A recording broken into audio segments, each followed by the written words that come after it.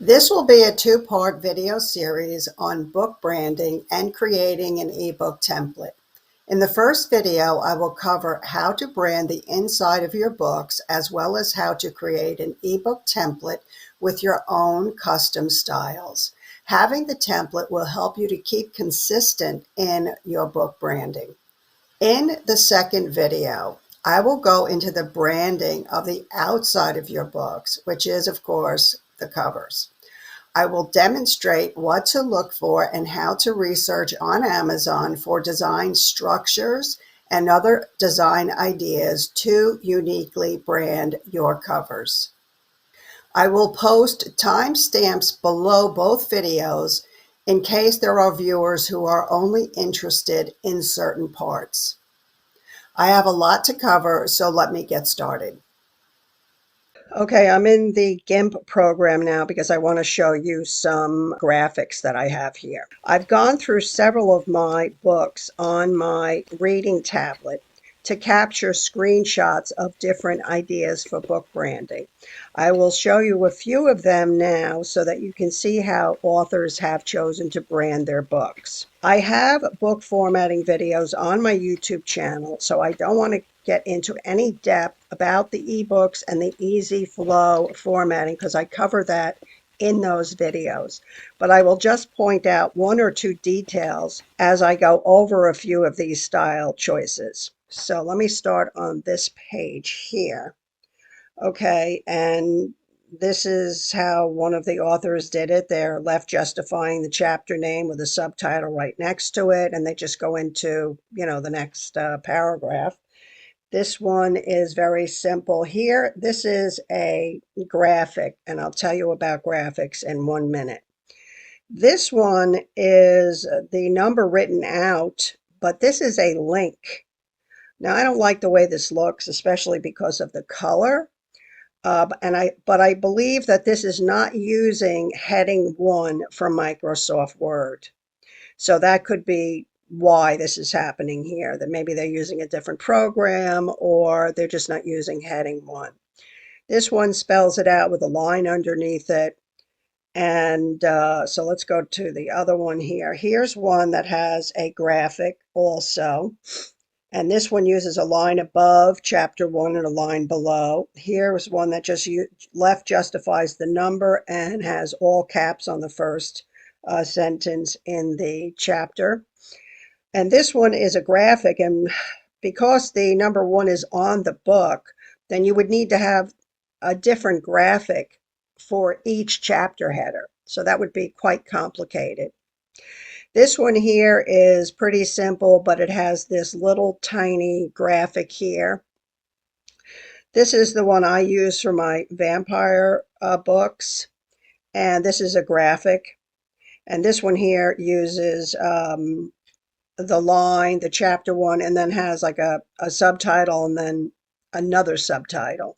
And this one had a line, but for some reason it also had this gray box, which leads me to the next issue, that you have to be very careful about the formatting on your headers.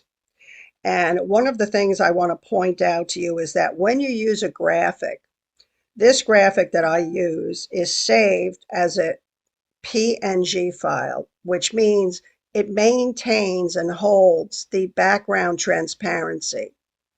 But in the upload, whether it happens when it's converting to EPUB, or whether Amazon KDP has a lot of rules about PNGs, it does not upload or stay a PNG. It somehow is converted into a JPG, and that's why it surrounds it with a white box.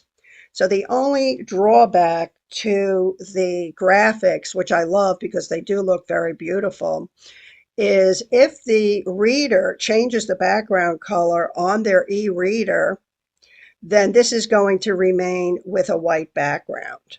So instead of it looking very stylish, it might look kind of clunky because it now has this white background on it. So if you don't want to get involved in using a graphic, You can go through your own books. These are just a few examples that I'm showing you here from my library, but you can look in your own library and see if you can find some other styles to give you some ideas. Now, the easiest would be to just use the chapter one, heading one, and then either a line underneath, a line above, or both. And then this way you wouldn't have to worry about the white box around your graphic. And as far as the link here, you could find out a way to change the color of the link to be the same color as your font, and that might resolve this issue. But I still believe this has something to do with not using header one. But in any event, just go through your own books or just use these examples that I have shown you here and choose which type of branding you will want to use in your own book. And once you add it to your ebook template, your paperback template, and your hardcover template, then you don't have to reinvent the wheel each time. Your branding will be inside of your template. Okay, I've opened a blank document in Microsoft Word. So let's start with the margins for the ebook. Now, the margins for the ebook are not that important because after you upload the book, Amazon will reformat it into what they call Easy Flow. But I offer you these margins because I have used them and have had successful uploads to Amazon. Now, I have also heard that if you are going to create a paperback and a hardcover that are both 6 inches by 9 inches, that you can also upload your ebook in that size. I'm not the authority on any of this. I'm just offering this to show you how I have successfully uploaded books to KDP. So let's go to the layout section and click on margins and bring up custom margins. Okay, and there's 3 tabs. So I'm going to start on the first tab. And the first margin is going to be 0.75 inches. Copy. And the next one is going to be the same. This one is going to be 13. Actually, this is going to be 0. I'm sorry, 0. This one is going to be also 0.75. And the same thing, this one here is just 0.5 inches. And this I just leave on left, which is the default. You want it to be on portrait.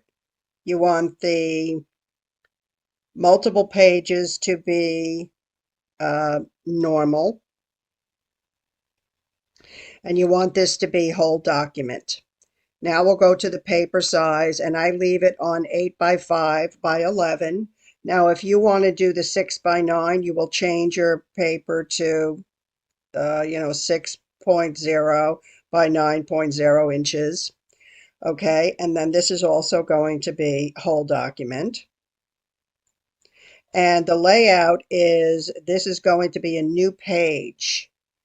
And then we're not going to be using the headers or footers, so I just leave this on the default. The vertical alignment will be top. This will also be whole document, and we're going to click OK. Now, at this point, you can save your document, and I would advise you to save it as the ebook template and put it on your desktop. Now, the reason I suggest that is because I have saved many templates in the beginning and I could never find the proper one. So now I just keep my set of templates on my desktop so I always know where they are. But you can do whatever is comfortable for you. Okay, so now we're going to go back to the Home tab and we're going to now look at the Style Gallery. So I'm going to click on this drop-down list, and this is going to open the default Style Gallery that comes up for any new document. Now, most of these you are not going to use, but a few of them you will use. So I'm going to demonstrate how to modify two styles and how to create one from scratch. And then I'm going to also show you how to get rid of all of this stuff. And then I'm going to jump to another document where it's all done and we can take it from there.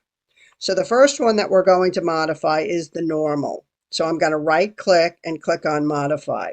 Now the normal style is going to cover your whole document, every paragraph in your document, with the exception of the first paragraph after a new chapter, which I'll get to next.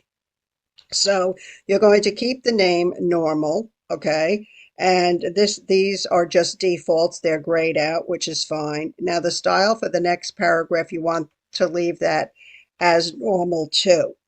Now down here is where you're going to change the font to whichever font you want. The size 11 is the average size and the most popular size in any of the books. I learned this from watching someone else's video. So you can choose your own size if you want, but I have adopted that rule and I do use size 11. So you can click down and pick another font if you don't want to use Times New Roman or whichever one your default pulls up. Now, we are instructed to embed fonts in the ebook that you're going to upload. But a note of caution, even though you will properly embed the fonts, they don't all work. So my advice is pick a very common font. I don't want to go into what they are. You can just look them up on the internet. Just pick one that you know is going to be on everyone's e-reader, okay?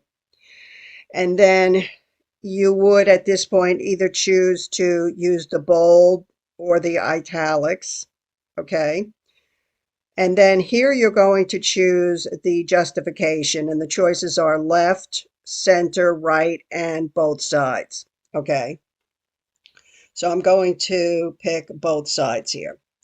All right, and then I'm also going to click on this drop down here called Format. And this is going to open up some other options that we will be using in the styles. The only two you need to be worried about is the paragraph, which will come into play in a lot of styles, and the tabs will come into play only in the table of contents. So let's open the paragraph and see what our choices are. Okay, so we already have it justified on both sides. This is the body text. Now, if you are going to have a first line indent, okay, which most books do, you're going to choose this from the drop down, okay, first line. And then I believe the default is 0.5 inches, but I also learned by watching other authors' videos that if you use the 0.5, it's a dead giveaway that you are self-published. So you should change it to 0.2 inches, and that is enough space. And once you see it, you'll realize that it is plenty of space. Now, if you are just going to have double, like 1.5 lines or double spacing, then you might not want to put any spacing after the paragraph. I tend to use single space, and then I put 8 points between paragraphs so that the eyes have a place to rest. But you will look at your notes and see which style you liked when you did the previous research, and you're going to put in that particular styling, okay? And then you're going to click on OK. Oh, excuse me 1 minute. On line and page breaks. I usually check this widow and orphans control, and that controls the situation where you only have one line on a page. It'll throw 2 lines on the page, okay? Just click on that. And then I seem to have a lag here because I'm recording. Can I go back here? Oh, I'm clicking on the wrong side. Okay, so once you have it all filled out, then you click on OK. And I'm not going to click on new documents based on this template because I don't want this to occur every time I open Word because I do lots of things in Word. So just leave these two checked and then click OK. And now you have set up your normal. Now I'm going to show you how to create a style from scratch. And that is you drop down here and there's a selection here for create a style. Okay. And I'm going to call this normal, no indent. All right. And then click on modify. And then it's going to be linked to the paragraph and character. I keep that default. The style based on, I never base anything on another style. I just choose no style and then normal to, and then the next style is going to be normal because this style is only going to address one paragraph. So you choose the same font and size, and then we're going to come down here and go to paragraph. And over here where it was first line before for the normal, we're going to choose none.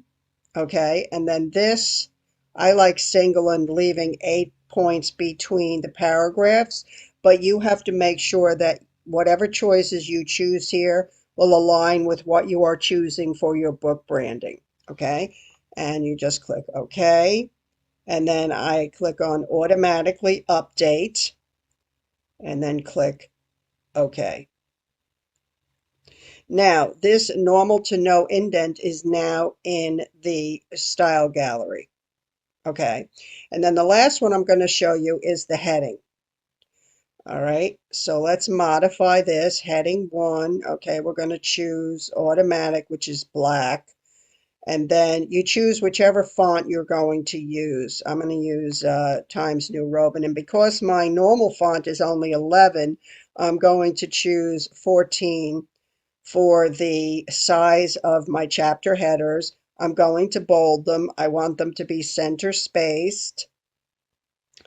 And then I want to control the paragraphing here. First line, I don't want any indent. Okay, because if you leave this as an indent, the centering is going to be off. So make sure this says none. Centered. Okay, let's see. So this is the space before. In an ebook, I'm not going to have any space before this one. And for after, that means how many spaces do you want to set the heading off by? And I'm going to put in here 24. Okay. And then click OK. And then I'm going to click on automatically update. Now, what this automatically update controls is that if I was already in a finished document and I decided to change the spacing or something else on my heading 1, what this checking this means is that it's going to do a global change across the whole document. It's going to change all of the heading 1s into this new styling. Okay. And then I'm going to click OK. And so here we are for the heading 1. Okay, so the next thing I want to show you is how to get rid of these, all of these styles in the box. Because in the next section of this video, I'm going to show you how many other styles you need to make in order to have all of your bases covered for an ebook. So the first thing you want to do is get rid of all of these things that you're not going to use. Let's get rid of this strong, and all you're going to do is right click and click on remove from the style gallery. Okay, quote, I'm not going to use that, remove from the style gallery. Subtitle reference, remove from the style gallery. You get the picture. You're just going to get rid of all of them, and then what you're going to do is put in the ones that you use all the time, which I'm going to do in the next section. Okay, so now I've switched to another document where I have fixed the style gallery. I have all the styles that I will need for any ebook. And as you can see, I also got rid of all of these styles, the default styles that I won't be using. Okay, so before I go any further with the styles, I just want to go over the pages that you will need for any ebook, paperback, or hardcover. The first one is the title page, where you only have the title. The next one is an optional page, other books by. You always want to let the reader know that you have other books for them to choose from. The next one is a title page that also has the author name on it. The next one is the copyright page, and then the table of contents, which will be the last one that you do. And then there will be a section for the chapters, which you will copy and paste from your final manuscript. You want to have a thank you to the readers page or a note to readers page. And on this page, you're going to begin your author book funnel, so to speak. You want to give them a review link and ask them nicely if they will give you a review. And then you also want to include your email or a website link so that you can interact with your readers. And then the next one is going to be a what's next on your reading list. This is if you have multiple books. You always want to give them either a 9% sample of the next book in a series or just any other book that you have in order for them to read and hopefully have click on the link at the end of it and go and order your next book. And then the next page will be the acknowledgement page, and then the one after that will be the about the author page. Okay, now that being said, we're going to talk a little bit more about the styles. We've already gone over the normal and normal to no indent. I'll just say one more thing about the heading 1 in the style box. If you forget to use the heading 1 on some of your chapters, they won't come up in the table of contents. So once you run your table of contents, be sure to check to make sure that all of your chapters are there. The next page is for the book title, and the book title page is going to require a little bit of different formatting, which I'm not going to go into here because I have formatting videos and they're complicated and I don't want to get off track. The next one is going to be a subtitle. So up here in the style box, you will use the, here it is, the book title, okay? And also for the scene ending, whatever mark you're going to use, I have a style that I call scene ending. I just used the AAA one time to make sure that it was the first one that came up in the list. But anyway, so you're going to need a scene ending style. A meanwhile style is something where sometimes people will put just information at the top of the chapter, like London, England, November. Or you might have something else, meanwhile, letting the reader know this is going on at the same time as what they just read. So you want to have a slightly different style for that occurrence. Then there's going to be a page title that you will need. For example, on the list of books, let me go back here. Yeah, see, here it is. Other books by R. Shannon. Sometimes I have two of these. I have one in the beginning to alert them that I do have other books, and then I put another one at the end to let them know that, so that their links are very handy for them. Now, I don't want both of these book pages to be on the table of contents. One is enough, and sometimes I choose to not even put it on the table of contents. But in any event, you want this to look like the heading, okay? But if you use the heading, it's going to go on the table of contents. So what I do is I create a different page title style. And what this does is it mimics the style of the heading 1, but it has another name, so it won't go on the table of contents. And then for listing my books, I list them in this order by series. And in order to get this same styling on each one, I have created a style that I call list paragraph. Okay. So those are all of the styles that you will need in your gallery. And one of the reasons to get rid of all the other styles is that as you are going up and down your manuscript, you don't want to have to scroll through all of these styles that you're not going to be using, especially when you are creating a template for this one thing. All right, so let me go down here and just do a few of these chapter headers. So say this is chapter 1, so we're going to highlight this and then click on heading 1, and that's going to put it in the center and leave a few spaces because that's what I programmed into that style. Okay, and the same thing here. Heading 1 does the same thing. All right, I think I only have 4 styles here. Okay, yeah, I left this one with the lines.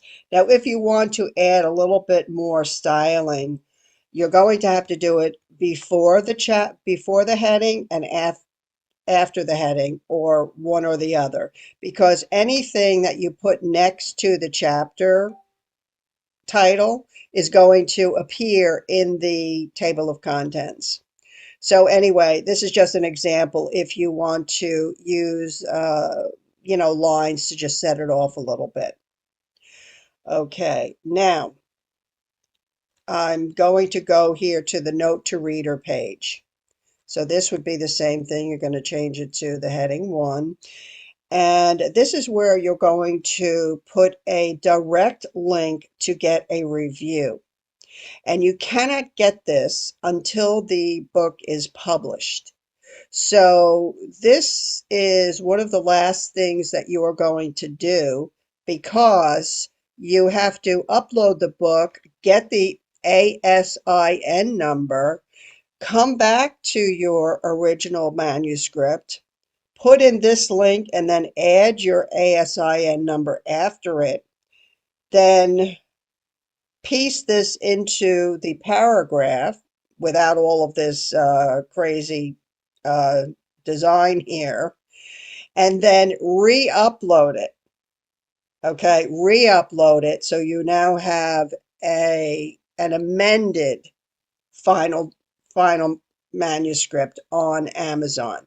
And this way, when the reader comes to this page, they can click on the link and it goes right to the page they need to be on without any scrolling, without any searching, and they can leave you a review.